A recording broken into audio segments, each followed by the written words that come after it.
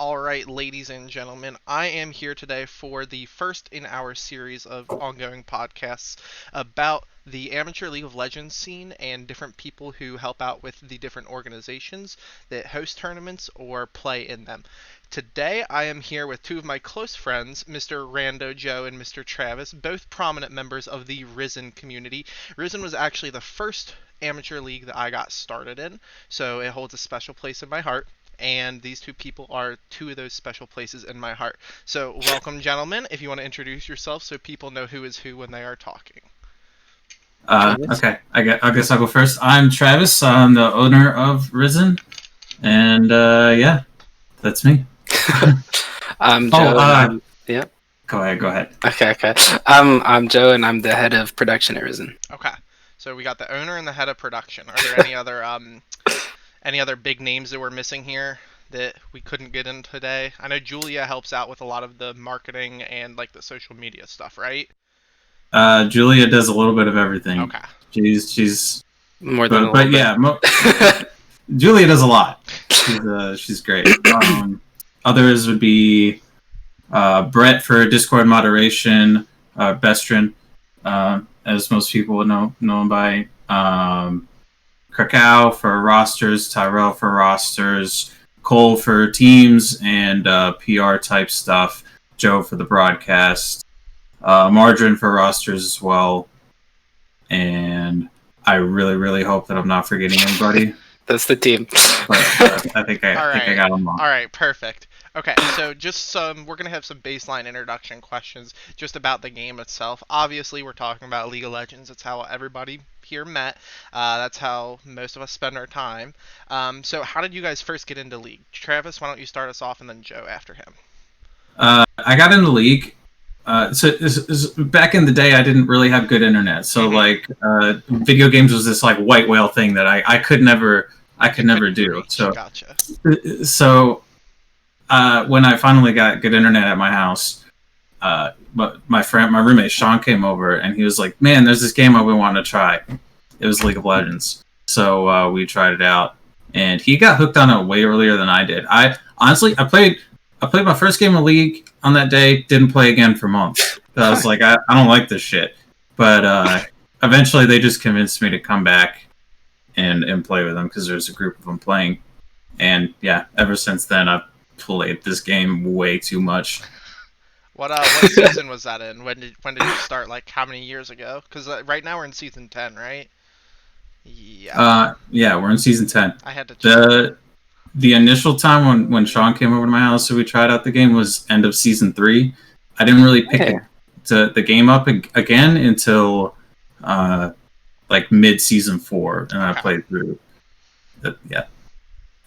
So for me, the game it was introduced to me by a friend during Worlds of season 3. Okay. And so I was watching. The first series I ever saw was Royal vs Fnatic, the semifinals. And then I started playing during the preseason. Oh yeah, that was it's still my favorite series to watch. But and then I started playing during that preseason. So preseason 4 is when I started playing. Okay, so you guys have been around the block for quite a while, like 6-7 years apiece. I started a little bit before that. I think I started like the beginning of season 2. It's like we're all pretty seasoned veterans. Joe, you said you got in starting the competitive scene, like that's how you started watching it. Travis, when did you ever follow the competitive scene getting into it, or did it take a while for you to get to that point? It took a while for me to like. It was a thing that I knew of, and I like heard it, and floating around. But is that your phone going off? Hi there. It's currently. I set an alarm for 6:45 in case I overslept. You didn't. But I didn't. What's that? Yeah, sorry about that, guys. So yeah, it was this thing that I'd heard of and I knew existed, but I wasn't really interested in for a while. And then my friend Donnie, he's like probably one of the best League of Legends players I've ever played with. He's like really interested in the pro scene and talked about it a lot, and I got hooked. Okay. Yeah. And then, do you have a favorite team that you maybe started watching around that era that has a special place in your heart, or Is there any team that you really like? So back then, Donnie was a CLG fan, so Okay. I kind of like hooked on to CLG for a time. But as I started to get like in my own way into the scene, C9 grabbed my heart. This is a long time ago. I've been a C9 fan for a long time. Same. Fanboy. I've been a C9 fan for quite a while. After CLG, you like kind of disbanded, and after season 3 and 4, where they were kind of not good, and they came to North America, it was C9 all the way from there. So, what about you, Joe? Do you have a favorite team? I'm a TSM fan. TSM. Been one since season 4, and also the original the Fnatic lineup. Okay. With Cyanide and Peke. The one with like Yellow Star and Reckless then? Okay, cool. So like right when that semifinal you said against. Yeah. So I enjoyed watching that. So as Cyanide, Peke, Reckless, I think in season Reckless, 4, Yellow Star, because there's a different one in season 3. It was because in season 3 it was, I can't even remember what his name was. It was Pushu. Yep, because then Reckless turned old enough to play, which was fantastic. What's your favorite iteration of TSM that there's ever been? Do you have one? The 2016 lineup, 15-16, I think it was, with Hanser, Sven, Bjergsen, Double, and Bio. That's a good one. The one where Doublelift didn't use his flash on Lucian against Victor. And that one. That's the one. The one. Okay. Feels bad, man. He was holding the flash for next world. Yeah, he was holding it for next world. You're right. It's a long. That's the one. He saw 300 seconds and he thought it was 300 days. So he's like, I gotta hold this for LCS Spring Finals next year. Okay. So you guys you've been following the pro scene for a while, pretty much. Joe, since you said you started, Travis, since a couple years. What about the amateur scene? I know the amateur scene wasn't really existent back when we started, but how did you guys first hear about it? Joe, you can start us off on this one. Reddit. So I used to play ranked 5s with my friends. Okay. And that's how I started to enjoy playing like more coordinated gameplay. And then I was just on the League subreddit and I saw the Risen post during season 2, and I was like, hey, this looks like fun. And so that's when I first got introduced to any kind of coordinated setting, other than like, those nightly 5v5 tournament, like the Battle Victorious Gaming and whatever. No, they used to be on TeamSpeak, right? Okay. So yeah, in like season 4, I used to play those all the time. That was like my main source of RP back then. Literally just play for those tournaments and just win RP.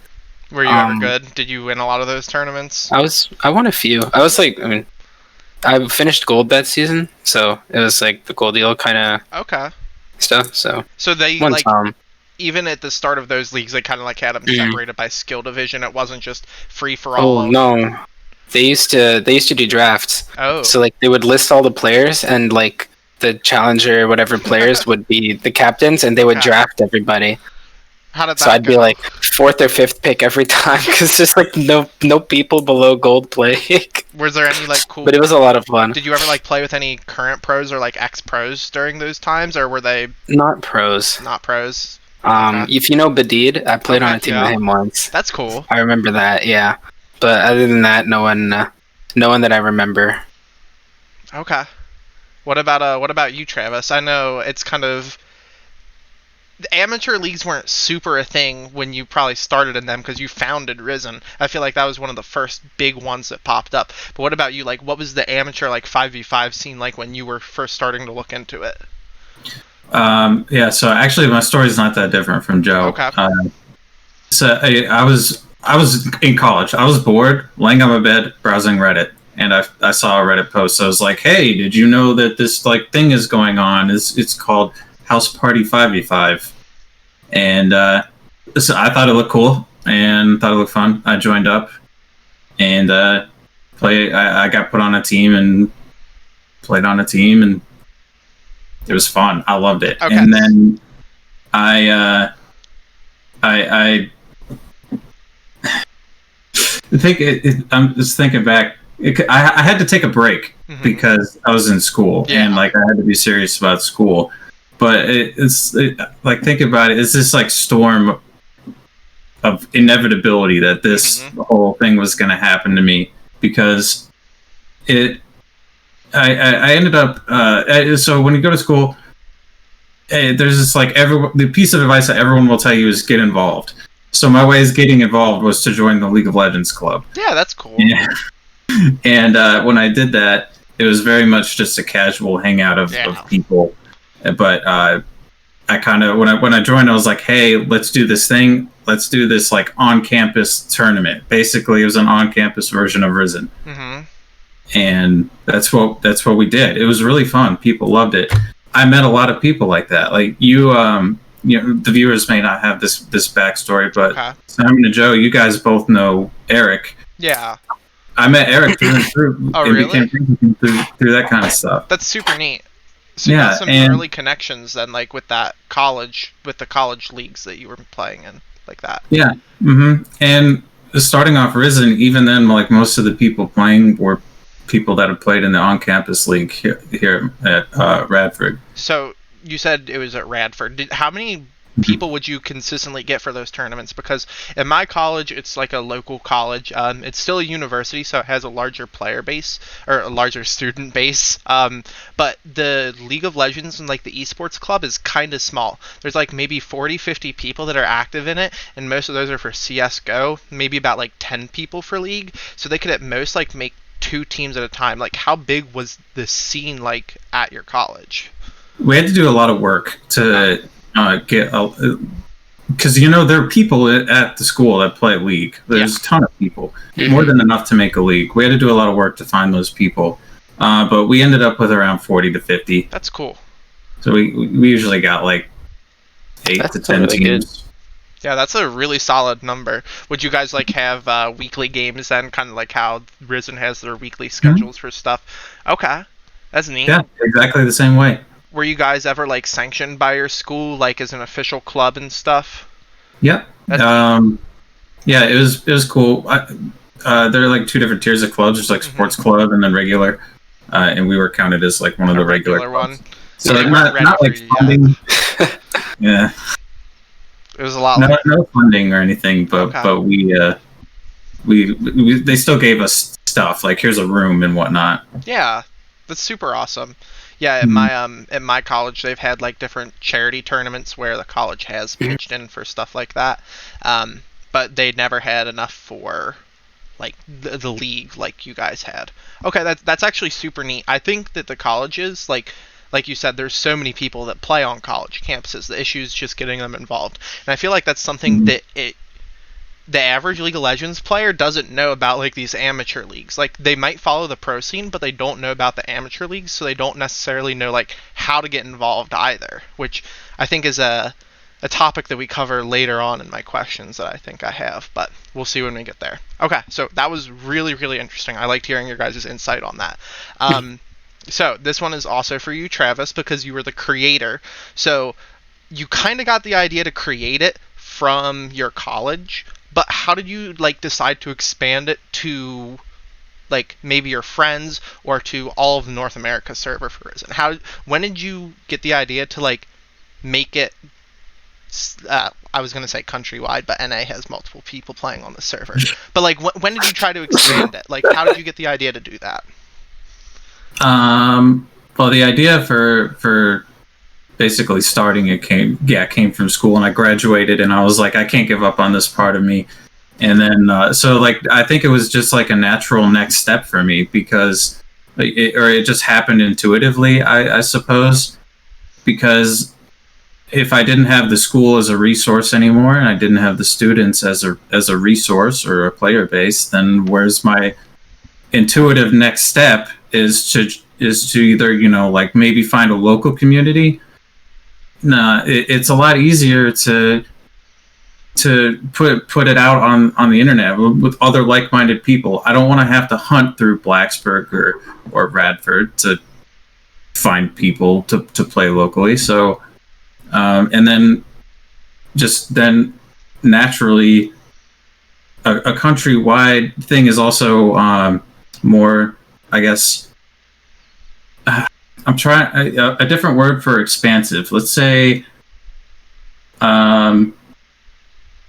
ambitious. Okay. Yeah, let's say ambitious. And I felt like it was something that I could do, and I wanted to prove to myself that I could. Did you ever see yourself like being the head of this huge organization that Risen? Did you ever imagine that Risen would get this big? No. I honestly did not think it would ever come to be what it is now. And it was like, in the beginning, 2 leagues of 10 teams, there's 20 teams, and I thought that was big. Yeah. I was like, wow, like this is awesome. I did not anticipate this. And then the next season, it like doubled in size, and I'm like, okay, what's going on here? And we have Joe. I don't know which side he's on your screen, but yeah. And then Joe jumps in, and God, it was fantastic. So you said Joe jumped in. So what did you do at the start then, Joe? Like what? Well, I wasn't there at the beginning. Well, I know you weren't there at the actual beginning, but after the seasons, what makes it important enough that Travis says you jumped in? What did you do at that point? I don't know what I did. I guess I became a member of the community. Well,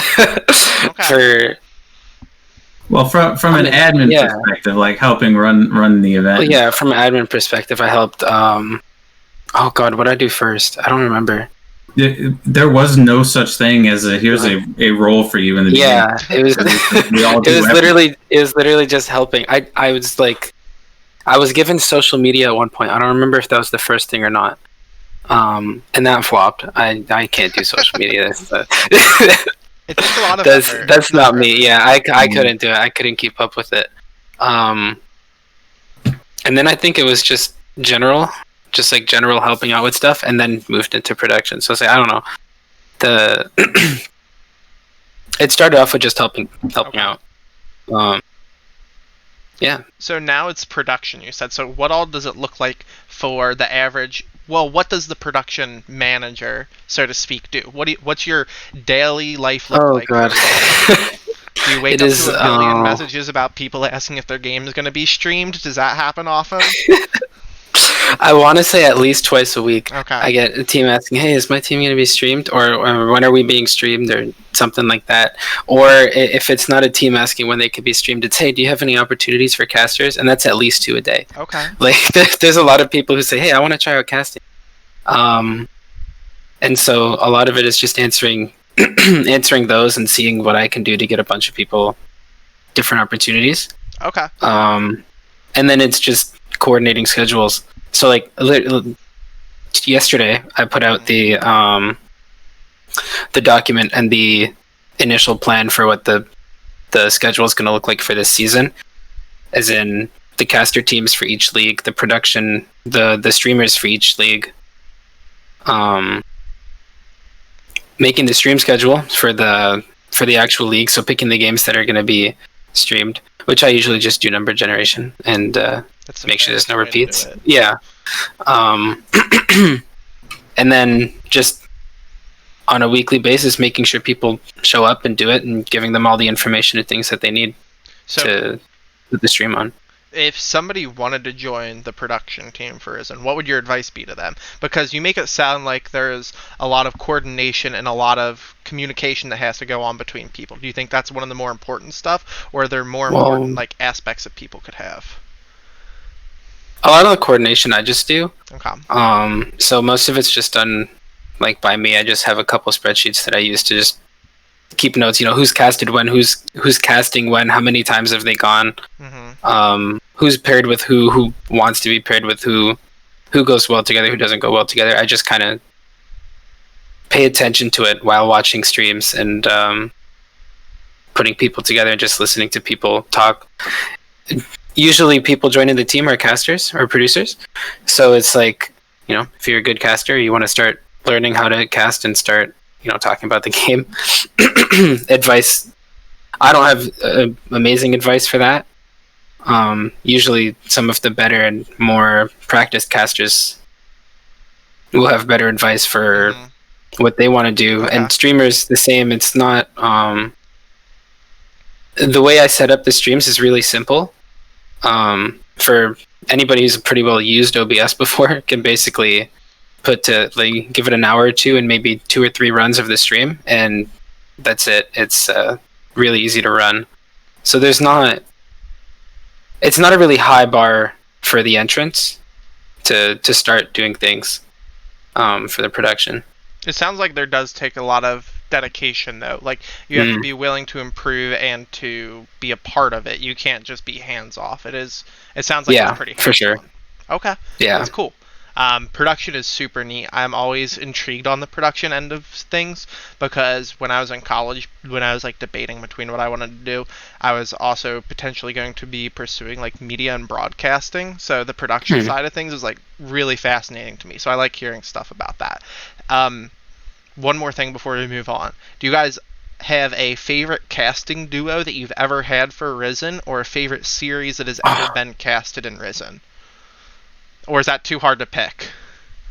You guys have to think a little bit. Because I know that's hard. You got how many years has Risen been running? Because you got that many years to pick from. We're at about 3.5 years now. Okay. 3 years. Travis is on. Man, I don't know if I have a favorite duo or a favorite particular game, but I do know of one particular cast, like of a play that I like. And there was this one play in Champions League where Tristana was top lane trying to hop back to her turret, and one of the players I know exactly Virginia which play it is. Yeah, see, I don't even have to. But yeah, the Gragas comes from Tribush. E's forward, or doesn't E forward. He throws the cask. Mid Tristana jump, knocks her back, and then E's forward. And that whole time, I think it was returned. It was Visions. It was Visions. Okay. It was Visions and Switch, I think. Okay. Yeah. Whoever was casting that, I can like hear it in my head right now. What did they say? He was like, he yelled out the name of the player. The player's name was Flower Kitty. He was like, "Oh man, Flower Kitty, what was that?" or something like that. That sounds like a pretty good moment to have. Yeah, that sounds pretty exciting. I think it's really cool when you can like connect, because do you watch a lot of the streams that happen? I know you're a busy person, but I feel like a lot of the admin team anyways tries to tune into the streams. So being able to like pick a moment out from all of those streams is actually pretty impressive in and of itself. Yeah, I try to watch every stream. I have the Risen Twitch just permanently open in a tab on my browser, so it just sits there. I mean, they're called Travy Bucks for a reason. Oh god, that wasn't my idea. Are you still trying to think of one, Joe? I know my favorite series. Okay, what was it? It's the NCSU versus Fruition Champions League Finals. That was such a good series. Man. That series, we had Rafa and I think it was Tame for part of it, and then Combat Muffin for the other part for the casters. And it was a 2-0, which turned into a game 5. Ooh. And it was our, at that point, our highest viewed one as well. I think we had like 135 viewers or so during the fifth game. And just watching it, like, everyone was spamming the Blitzcrank thing because someone picked Blitzcrank. And that's a rolling golem gathers no rest. with the robot, I don't remember what the robot, Mr. Destructoid or whatever. Yeah. So that was the copy paste that was going on for like half of the back end of the series. I just remember having so much fun watching that. That sounds amazing. Did you guys play really close too? Because you said it was a 5-game series. You got the scrapes action. Yeah, and then we used to have where you can use with the Travy Bucks to get the casters to say something, and I was a lot better at actually getting them to do it then. Okay. So someone asked for our caster to sing Silver Scrapes, so we have like 30 seconds of Rafa doing Silver Scrapes, and it was excellent. That does sound excellent. That sounds like some really neat community interaction then that you guys have with your stream. That's super cool. That's actually really intriguing to hear. So, these questions are going to be more directed towards Travis because he was the first person to get everything set up. But first of all, how did you come up with the name Risen Esports? What prompted Risen to be the title that you would use? I literally was just sitting there and I was like, what sounds cool? Okay. There's no greater story. That's it. I mean, it's short, it's straight to the point, and it's got a good ring to it. I think you struck gold on that one. Doesn't need any tweaking either. I really like the name. So that was how you came up with the name. How you got the structure though, just like the weekly structure, obviously from LCS or from your personal leagues or whatever. Do you guys? How do you organize things? Because I know certain leagues do a point system where like each players are assigned points. Certain leagues like allow between gold and silver players, plat, diamond, whatever. Some people are like plat and below leagues. How do you guys organize your different tiers of league? Well, first, we've decided on skill levels based on where our player base is. Okay. So we kind of try to split our player base up evenly, so that there's a higher chance of the leagues being successful or more competitive. But as far as like point systems go, we did point system a while back, but honestly, I don't think we've really ever had much success with the point system. So we just kind of stick to the you stay within for pre-made anyways. If you're within the skill bracket of the league, then yeah, sure. I think for open they have a little bit more structure as to who you can sub in and out based on the skill level of who's being subbed out and who's being subbed in. Okay. I think it's like +2 I think is the highest. But I could be wrong about that. I don't remember. Okay. So you guys have both pre-made and open leagues, so teams can sign up together, or can like individual players sign up for the open one? Is that what that's intended for then? Okay. Yeah, open will match you with the team, and we'll find the average skill level of the league and make sure that all the teams converge on that. Pre-made, find your buddies and sign up. Okay. How many different tiers do you have? Because you said they're tiered based on skill. So, like, how many different leagues do you have? Well, we have 2 per skill tier, except for Unstoppable. Okay. So we have Rampage, which is generally like gold 1 cap skill level. And then, so there's a pre-made and an open for that, so that's 2 leagues. There's Unstoppable, which is plat, purely plat players. There's just pre-made for that. There's Dominate Open and Dominate Pre-made, so 2 leagues for that. That's Diamond 4 for Dominate Open is the cap, and then Diamond 2 for Dominate Pre-made. Diamond 3. I think it's 2. 2. Okay. I think it's 2. It's somewhere in mid-diamond. Yeah. Okay. And then there's Divine, which is D1 cap. And then there's Champions League, which is Scouting Grounds. And no cap on that whatsoever. Pretty much everybody is Grandmaster Challenger. Okay. That's really cool. So you guys have evolved a lot from the 20 teams that you had at the start. It's gotten to be, I think I counted like 7 different leagues that you named. How many teams on average play in these leagues? Are they like 8-team leagues, 12-team? What? Like what would you say the average number of teams per league is? Oh, 12? God. 12? No, more than that. 16? Okay. I want to say 20. Average. 20, Average. 20. Yeah, Average. so I think we had 20 teams in both opens last season, Okay. right?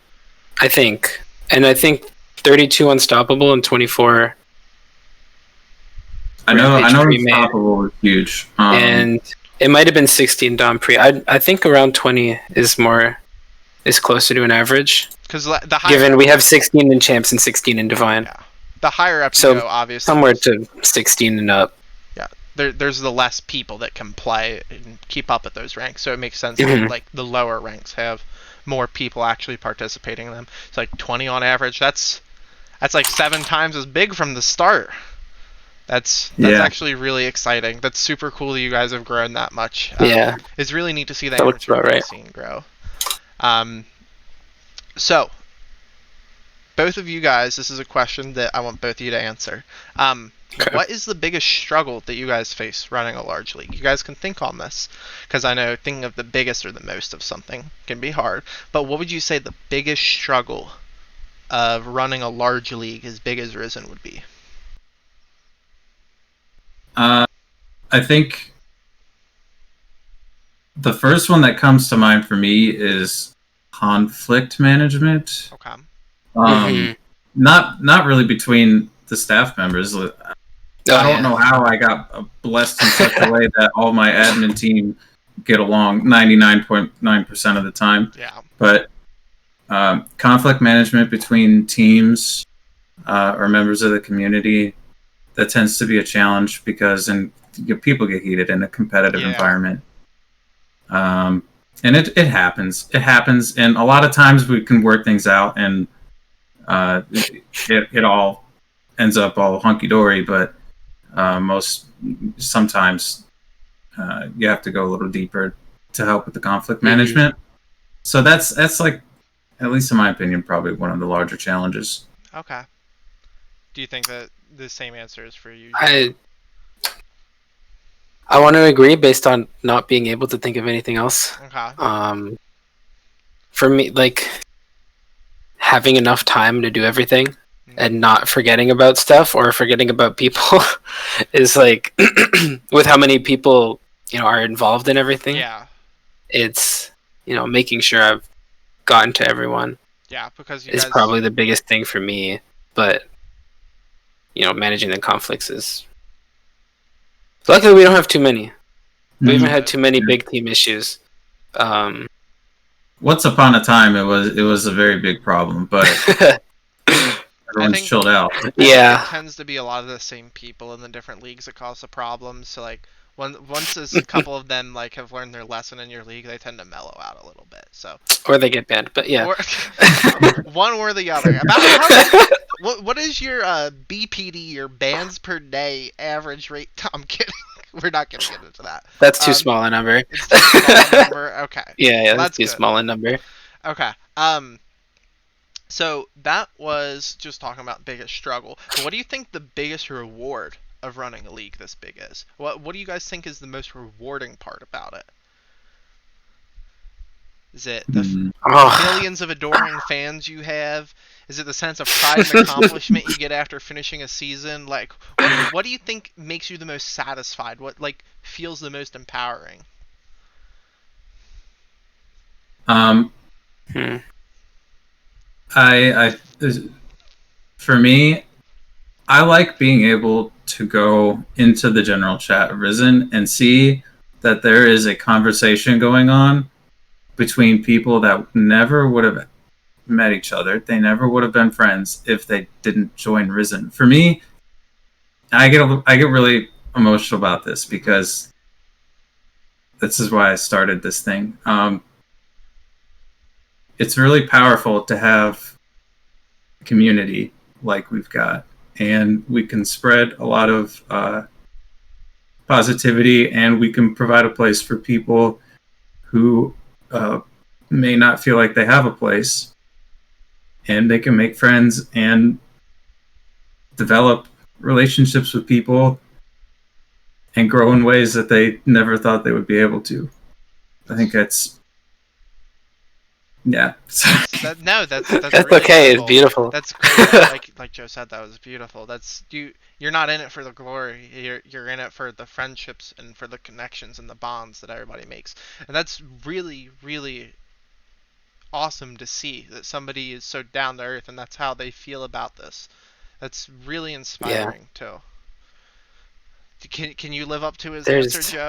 No, I don't. There's really there's that saying where it's like it's not about the end result, it's about the friends you make on the way or whatever. Like people meme it. There's a genuine meaning to that. All of the friends I've made is just and experiences I've had, and my own maturity, emotional maturity, professional maturity. Every experience I've had has been positive, just as for me as a person in developing, right? And I think a lot of people are getting the same thing. Plus, just in general, the beauty of everybody who may not be able to play at a pro level being able to have the experience of playing in a coordinated environment, playing in games. Not necessarily that means something.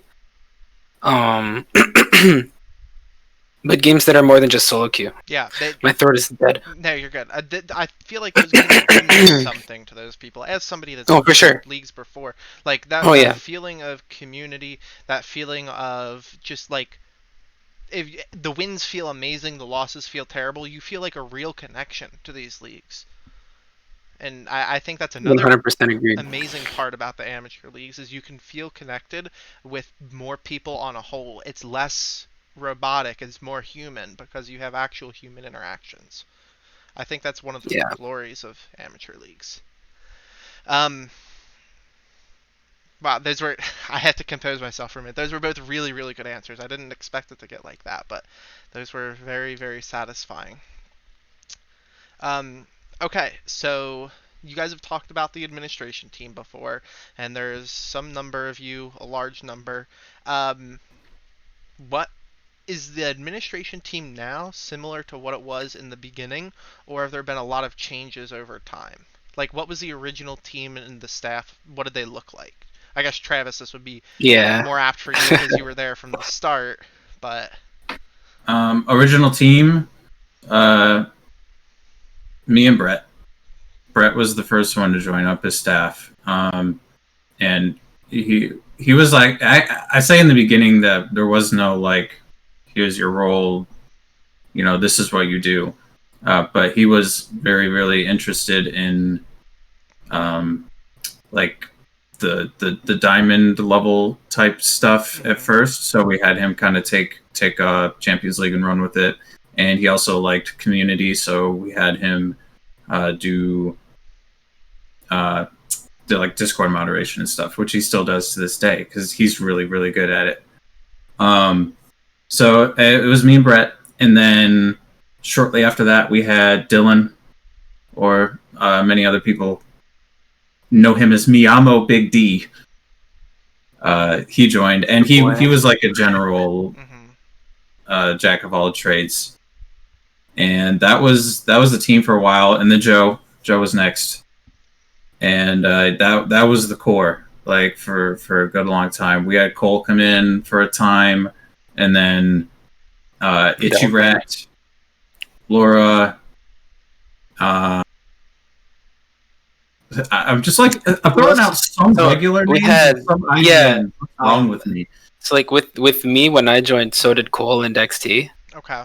Oh yeah, XT, yeah.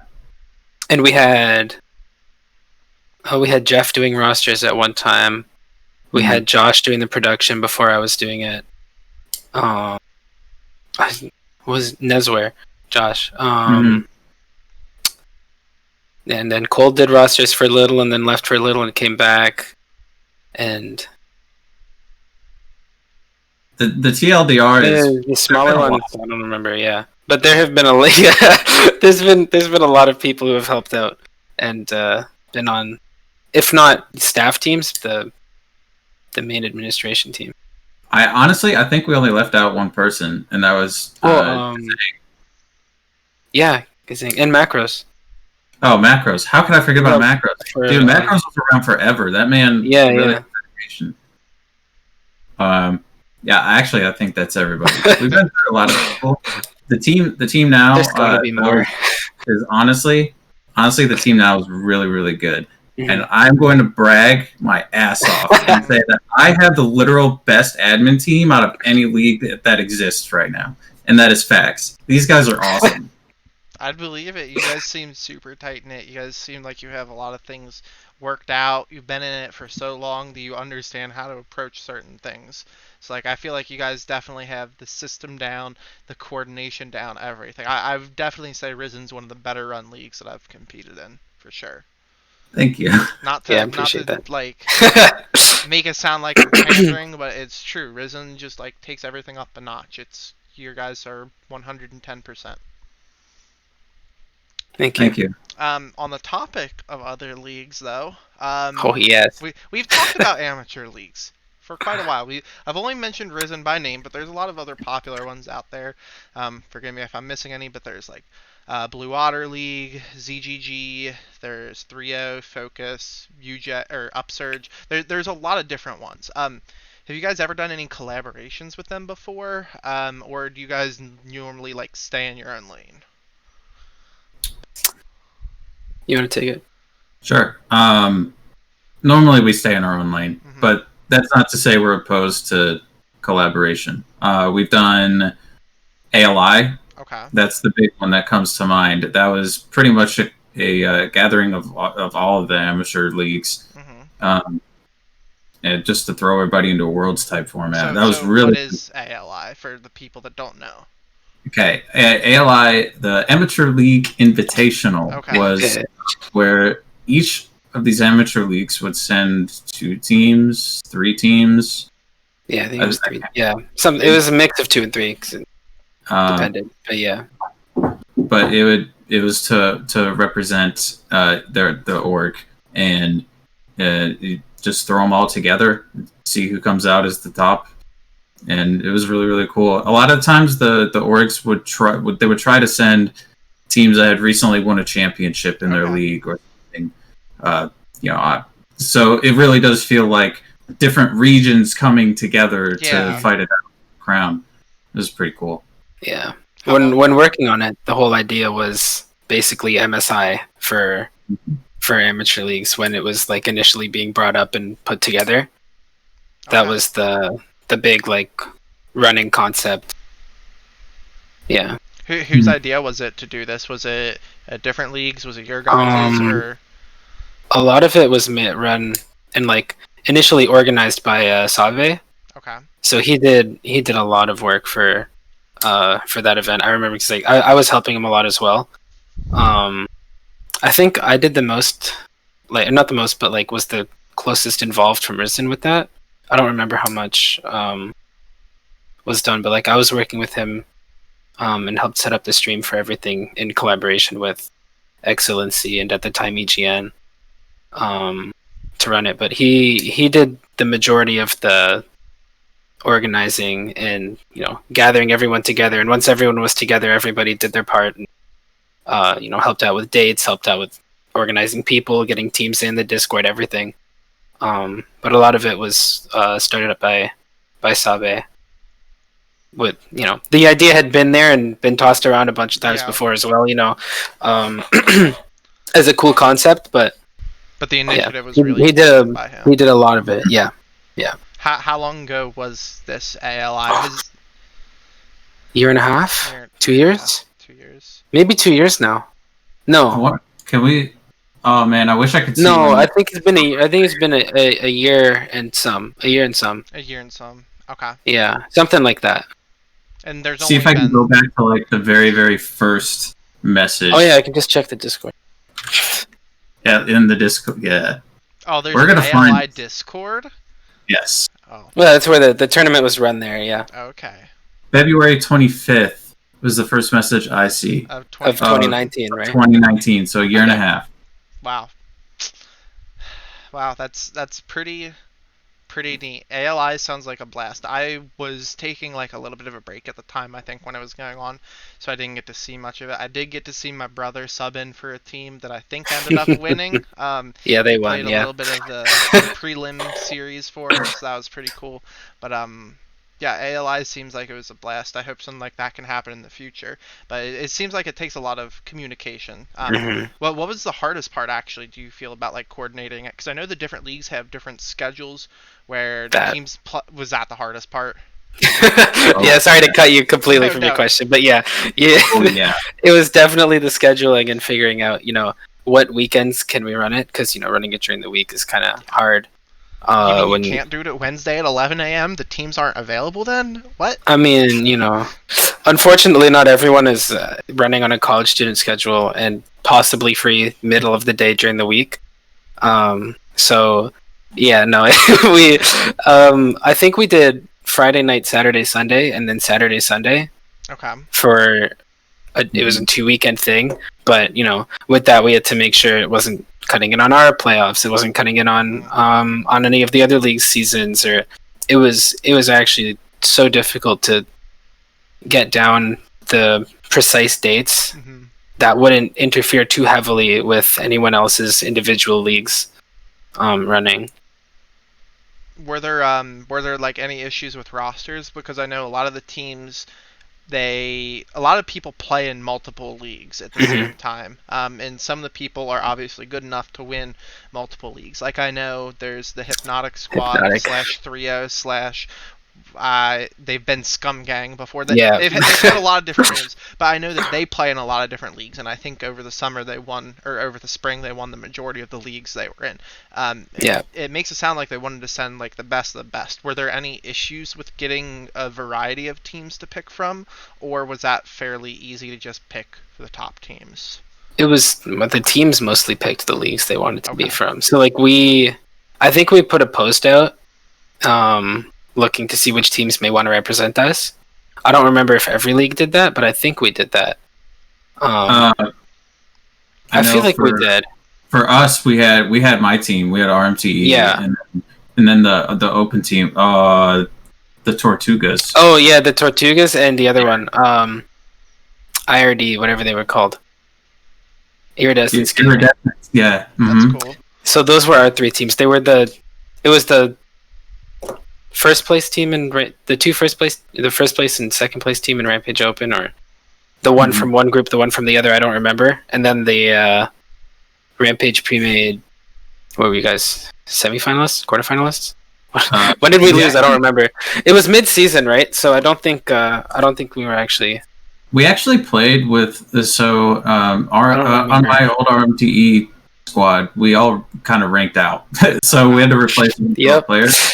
And ALI Sabe, or the people who are handling the rosters for ALI, we asked to make sure if it was okay that we could play with the old squad, and they were like, you can only have, I think they said 2 plat players, and they applied this rule to every team. Yeah. It was a widely yeah, and so we were able to play with the old squad, and so like the squad that was playing on RMTE for ALI wasn't exactly the same as the squad Risen. For that was still going on in Risen. You can ask Jesse about that. Okay. Because he's on that team. Oh really? And Neon Fire. He was that's cool. Was he the jungler at that time? I think so. Did he play it? Oh, maybe. I don't remember if he did before or after. No, Neon took my spot at AD and then moved. And then Dallas took your spot at AD after that. Because Neon ranked out too. Man, RMT curse. You guys. Yeah, and I mean, I coached that team, so. Oh, wow.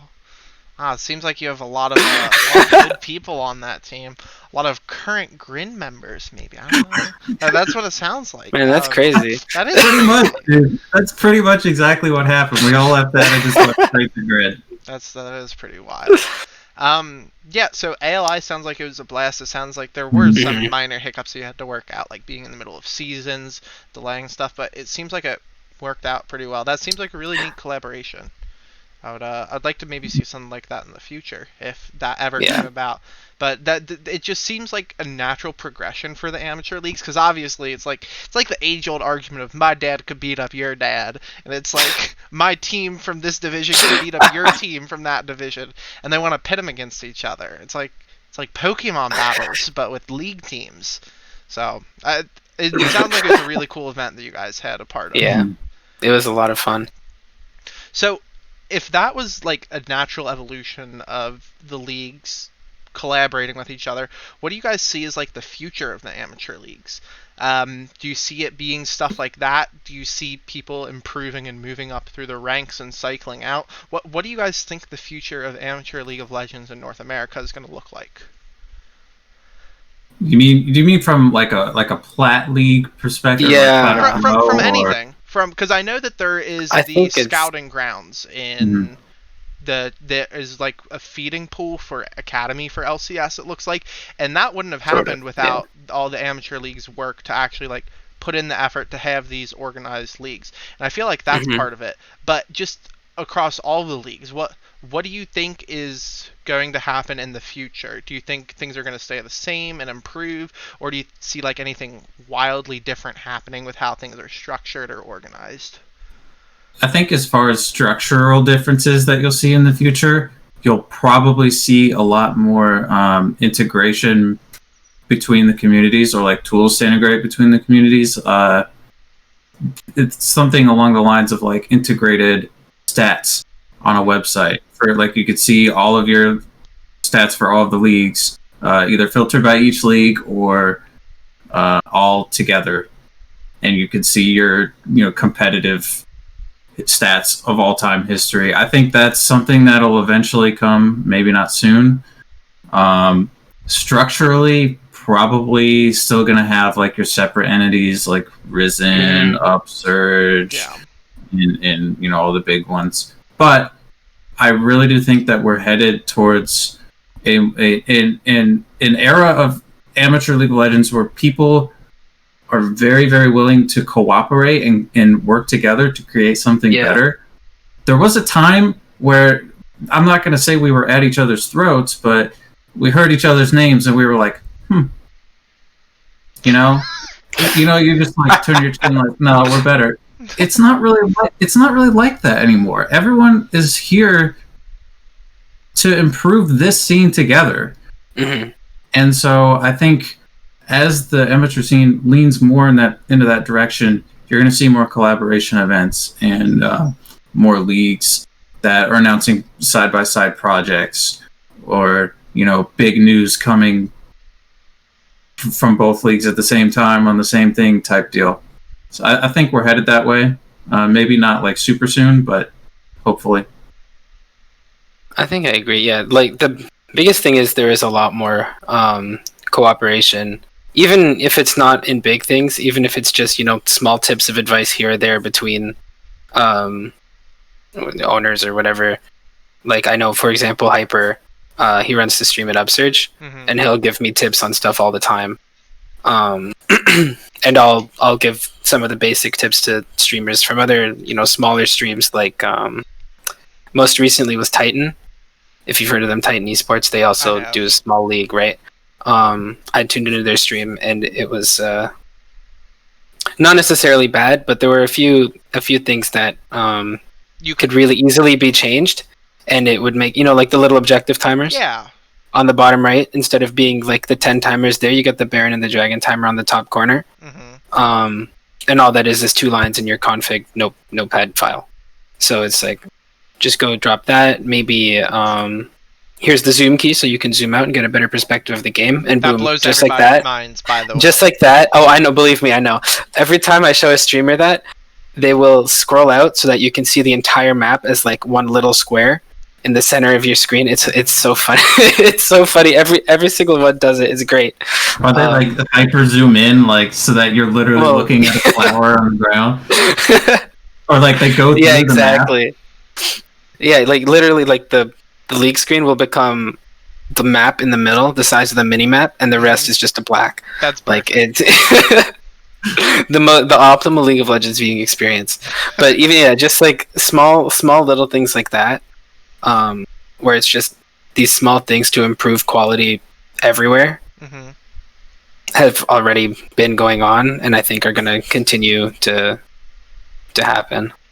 Well, you guys seem pretty optimistic about that. I feel like a lot of the people in the community want everybody to improve, not just themselves. So I feel like the collaboration you guys are talking about, I do foresee that happening in the future between all the different leagues. I can see, I can see, like Travis, how you said that, like, in the future, there's all these different leagues cooperating together in harmony. I lost my train of thought there. Don't know what happened. It's okay. In harmony. In harmony. And then one day, the Risen Nation will attack. It's like the Fire Nation. Y'all are going to take over. Gonna Avatar. Oh, wait. I don't know about that one. So, you know what? I'm going to debunk this. We were in the Ocean Division of Upsurge, so obviously we're the Water Nation. It's true. Okay, that's fair. We were in the Ocean. Risen was. Is the UCL team in the Ocean? It was either Mountain or Ocean. Actually, I think we were Mountain. I think it was Mountain. UJL was Mountain.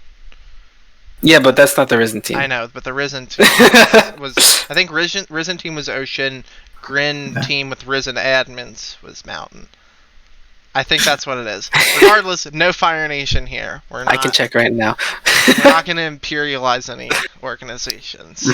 On the topic of scouting grounds, because I brought that up earlier, we've seen teams like 100 Thieves in the LCS they've had their 100 Thieves Next squad, which they play in a bunch of these scouting ground circuits. And I believe a player from 100 Thieves Next has made it up to Academy, who's then actually played now LCS. Yeah, it's Poom, right? Their support. Poom Gang! Yeah. Hashtag Poom Gang. Are you guys part of Scouting Grounds, and if so, what is it? For those who might not be aware. The gist of it is the full Scouting Grounds event, right, is a combination of solo queue, like the top, I think 2 players in each role or something, on the solo queue ladder, and then qualification points from various or from the one tournament of teams, and the teams have to qualify for this one tournament by getting qualification points by playing in the amateur leagues. So Risen's one of them. Focus's High League is another one. Upsurge Premier League is one of them. Big, the new one Cup, and then Face It runs their own. So this whole circuit thing is run through Face It, and each league has its own amount of qualification points. And yeah, so the teams just play in the leagues, and then however they place in the playoffs, they get a certain amount of qualification points. And I think it's the top 8 teams, I believe, in qualification points after the whole circuit is done, make it to the actual Scouting Grounds circuit tournament, where then they play, and the top 2 teams from there get to play in the actual Scouting Grounds event run by Riot, where they do the mountain and the dragon teams, right? Yeah. So yeah, the whole Scouting Grounds circuit thing is basically all of the amateur leagues, which lead up to the teams being able to qualify for the Scouting Grounds. So it sounds like you build your way up, and then eventually it feels like there's a shot that you can make it to Academy or LCS and make it on the big stage just from being noticed in these smaller leagues from playing. Have you guys ever had anybody that's played in your leagues play on an Academy team before, or anything like that, or has that yet to happen? Sinan Tomo played on one of our teams a couple seasons ago. I think it was season 7. Has Kenvi played in Academy at all? Not yet. He will. Kenvi's gonna be LCS next season. He will next season for sure. Yeah. Kenvi is a Risen champion. Okay. He won 2 seasons ago with Lucky. Johnson, I think, played a game or 2, and he's at LCS now. Yeah. He was on Dig for a little bit, I think. Still is, yeah. So Tomo, I think, is the main player right now, who played in a Risen League, and he's in Academy. I think he's the starting C9 Academy ADC, I believe. I'd have to look. I think that's right. But so it seems like it's actually feasible for people to get noticed, to get started in an amateur or competitive 5v5 league in these type of amateur scenes, which is really cool. Absolutely. Because it feels like it's starting to become like an actual sport almost, how there's a different high school leagues and colleges where you can get noticed and like play in minor leagues for baseball for a few years or whatever. It feels a lot like that, where you can have a natural progression and different players will be able to make their way up, which it's fantastic. Do you guys think that there will ever be a day where one of your players in one of your leagues will be a starting player on an LCS team? Do you guys foresee that happening?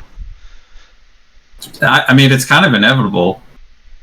Eventually, someone will. I feel like, Kenvi is the only person I can think of who. Yeah. You want to almost guarantee. Linsanity actually also played and plays mid on Team Liquid now, TLA. Oh yeah, I forgot we had Linsanity in Champions League. He was a sub on one of the rosters. I think he played one series. I think you ran that series over too, if I remember correctly. Yeah, I believe so. Yeah. I feel like he's the main player I can think of right now. But I think for sure, especially now with more of the league starting to be noticed on a wider scale, and people, especially big name people, starting to get involved, like Papa Smithy and the 100 Next group, right? It's like once the bigger organizations, the ones in the LCS, start to fully, I guess, believe in the idea of bringing up the talent from the amateur level, it's going to start to become more and more prevalent. Yeah. That's really cool. All right, so on the topic of amateur leagues still, let's say that this podcast somehow gets viewed by like 100 people. I don't know if it's going to happen or not. I don't know how much we're going to advertise it, but let's say that somebody out there that watches us wants to make their own amateur league, and they want to get it to a point where they have consistent people following and playing in it.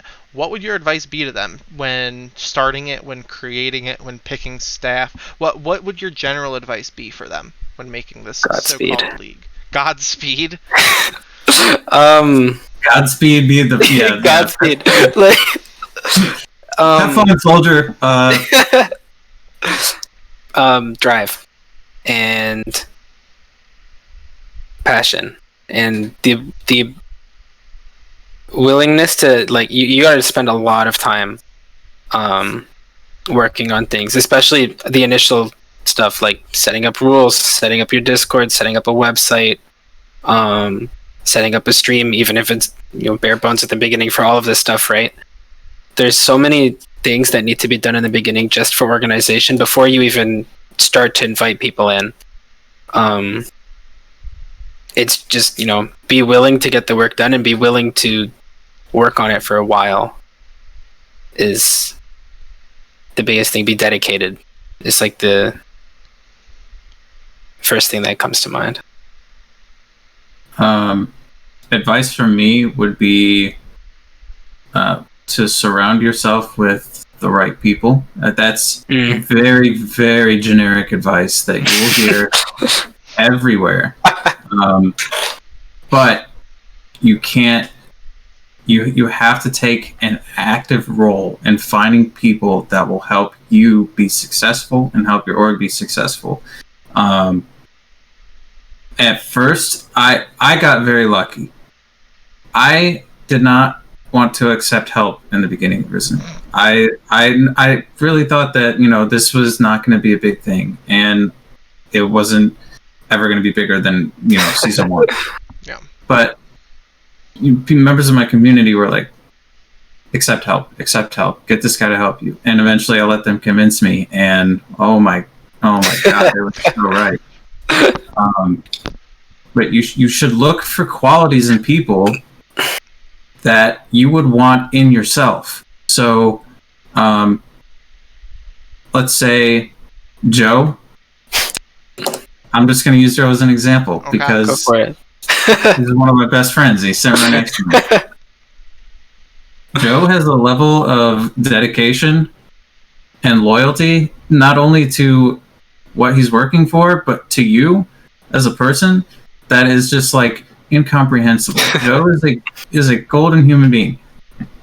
Look for qualities like that in the people that you surround yourself with.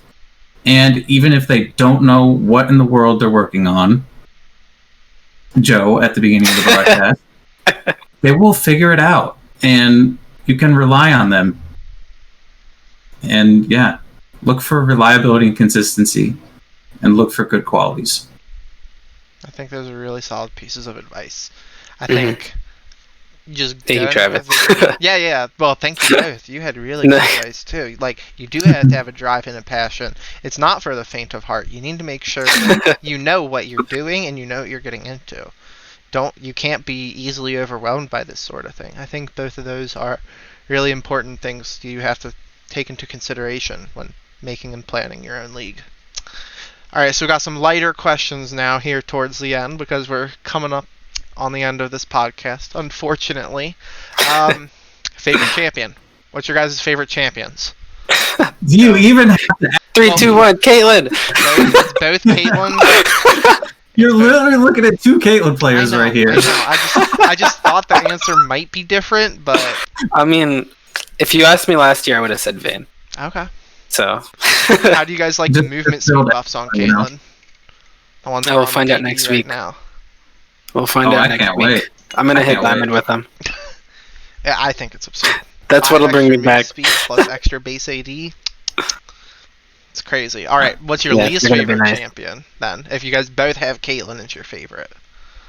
To play or play against? Both. Jin. Is Jin? that your answer for both? No way. To play against, I don't like playing Jin at all whatsoever. To play, it's definitely Jin. To play against, it's Rengar. Okay. Rengar's a good answer. 0.5 second deletion. Oh, 0.2. If they're fast enough. Least fun to play against Yumi. I hate that champion so much. You both know this already. I hate that champion. It's very annoying. To play as, I don't actually hate playing as any of the champions. I really don't like playing as Shaco. Really? I hate playing Shaco, man. I've never played Shaco. It's so annoying. Control clone, and it's just nah. I've never played Shaco. I'll have you know, I'm a level 5 Shaco from Dominion because you could get master points in Dominion for a short while before They were you out moved that. mode. Wow. Yes. I have level 5 It's Shaco so from long. Dominion. It's a true accomplishment. I respect that. I'm hanging up now. I respect that. I'm getting out of here. Dominion's great. I'm very sad it's gone. Yesterday I watched the very last Dominate Dominion tournament because those community ran tournaments kind of Yeah. stuff. I don't know if you guys remember how Dominion worked, but each team had a health bar on their Nexus that slowly went down depending on what team controlled more points.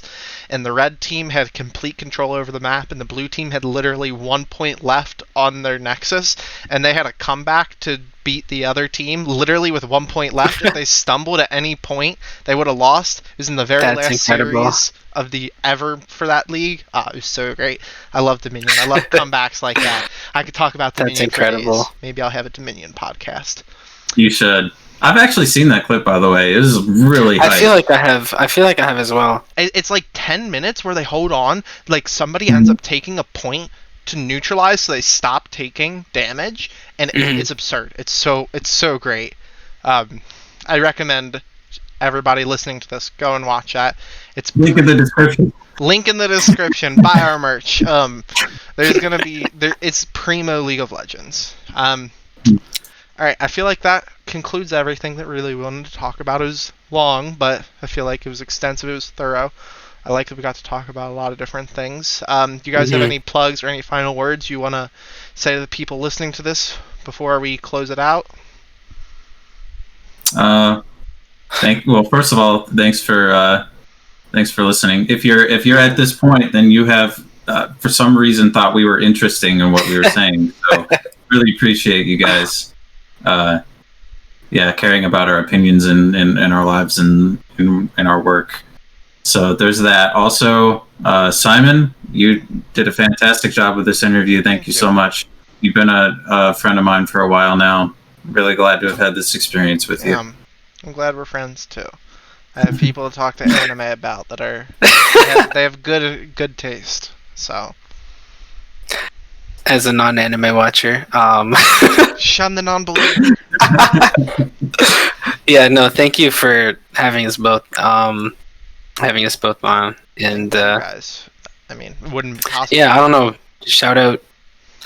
I'm so bad with shout outs. I don't. You're gonna thank the Academy. Not really anything. Thanks to the Academy. Yeah, thanks to my panda behind me, sitting there, having to listen to the whole thing. Just thank you. Awesome. Well, there you have it, folks. That's the first in a hopefully ongoing series. I have interviews planned kind of with other people in the leagues. You might see one from Sabe, who they mentioned, Ethan. He's a good friend of mine. I've helped him out with Focus quite a bit, but he's moved on to other things now. And I have a couple of other friends around the scene, so we might see more. Well, coming from us, thank you for listening. Thank you for watching. Like they said, whatever you do, probably better if you listened so you didn't have to pay attention to our faces this whole time. But we really appreciate you tuning in and paying attention to this enough. Having people like you care about the scene really makes a difference. So from us here, thank you. Hopefully we'll see you again. Bye. Cheesy Bye-bye. wave. Cheesy wave out. Yeah, yeah, yeah. Yeah. Better off. I am wicked, you're insane. But I wouldn't have it